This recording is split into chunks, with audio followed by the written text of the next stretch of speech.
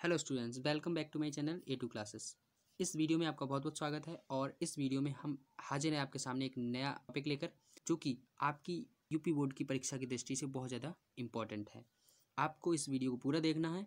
ये वीडियो आपके लिए बहुत ज़्यादा इम्पॉर्टेंट होने वाला है, स्किप मत कीजिएगा।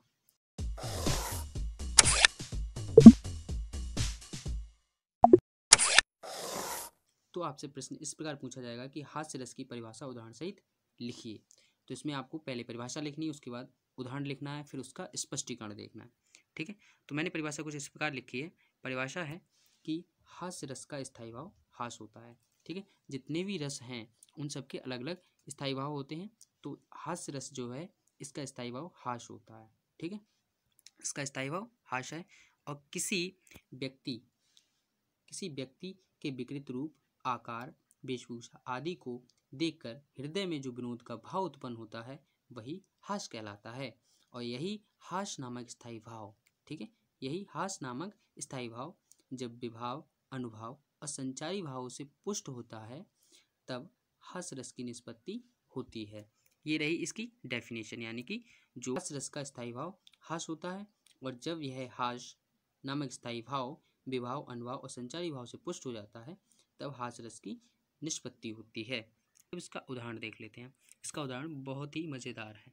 ठीक है, तो इसका उदाहरण इस प्रकार है कि बिंद के वासी उदासी तपोव्रत धारी महाविनु नारी दुखारे गौतम तिये तरि तुलसी सो कथा सुनिवे मुनि वृंद सुखारे होय शिला सब चंद्रमुखी परसे पद मंजुल कंज तिहारे कीनी वली रघुनाय कजु करुणा करी कानन को पगुधारे।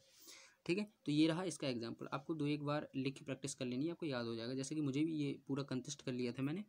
ठीक है, तो अभी आपको ये समझ में नहीं आया होगा। जब मैं इसकी आपको हिंदी बताऊंगा तब आपको अच्छे समझ में आ जाएगा। ठीक है, में इन पंक्तियों के माध्यम से ये बताया गया है कि जो विंध्याचल पर्वत है उस पर तपस्या करने वाली कुछ मुनियों का समूह है और वह कथा सुनकर इस बात को लेकर प्रसन्न हो रहा है मन ही मन कि राम जी के आगमन पर यहाँ पर पड़ी समस्त शिलाएं हैं उनके चरणों के स्पर्श मात्र से ही चंद्रमुखी स्त्रियों के रूप में परिवर्तित हो जाएंगी। और वे मन ही मन इस बात को लेकर बड़े प्रसन्न हुए जा रहे हैं। इन पंक्तियों को पढ़कर जो पाठक है उसे आनंद की बड़ी अनुभूति हो रही है, यानी उसे हास आ रहा है, उसे हंसी आ रही है इन पंक्तियों को सुनकर। स्पष्टीकरण की बात करते हैं। इसके बाद जो स्पष्टीकरण होता है वह लिखना बड़ा ही इंपॉर्टेंट होता है। स्पष्टीकरण से आपके उदाहरण में चार चांद लग जाते हैं। तो स्पष्टीकरण हम इसका देंगे तो स्पष्टीकरण में चार बातें इंपॉर्टेंट होती हैं। एक तो स्थायी भाव, दूसरा विभाव, तीसरा अनुभाव और चौथा संचारी भाव। स्थायी भाव हमने पहले ही बता दिया कि स्थायी भाव यहाँ इसका हास है, यानी हंसी है। विभाव की बात करें तो विभाव के अंदर दो चीज़ें इंपॉर्टेंट होती हैं, एक तो आलम्बन और दूसरा उद्दीपन। तो बिंद के वासी तपस्वी हैं, जो कि तपस्वी हैं, वह यहाँ पर आलम्बन है। उद्दीपन की बात करें तो अहल्या की कथा सुनना, राम के आगमन पर प्रसन्न होना और राम जी की स्तुति करना, ये तीनों ही उद्दीपन का कार्य कर रहे हैं यहाँ पर।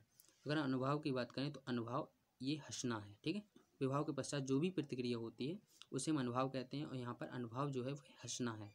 ठीक, और संचारी भाव की अगर हम बात करें तो यहाँ पर स्मृति और उत्सुकता संचारी भाव है। अगर आपको ये वीडियो इन्फॉर्मेटिव लगा हो तो आप इस वीडियो को लाइक अवश्य कर दें और अपने दोस्तों के साथ शेयर करें। मिलते हैं अगली वीडियो में। Thanks for watching.